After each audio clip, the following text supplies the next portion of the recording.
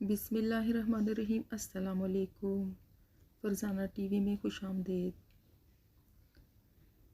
جوتا ہر شخص پہنتا ہے، مرد اور عورت، لیکن حضور نبی کریم صلی اللہ علیہ وسلم نے جوتا پہننے اور اس بارے میں سنت کے مطابق طریقہ اختیار کرنے کا جو حکم فرمایا ہے، اس کی پیروی اختیار کر کے دین اور دنیا کی بھلائی حاصل کی جا سکتی ہے۔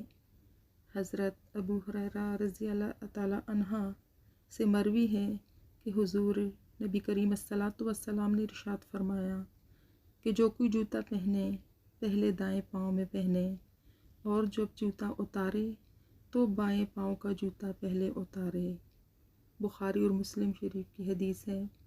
اللہ تعالیٰ ہم سب کو بھی ان احادیث سے مبارکہ پر عمل پیرا ہونے کی توفیق عطا فرمائے، آمین۔ ویڈیو کو لائک شیئر ضرور کیجیے اور ایسی ہی مزید ویڈیو دیکھنے کے لیے ہمارے چینل کو سبسکرائب کیجیے۔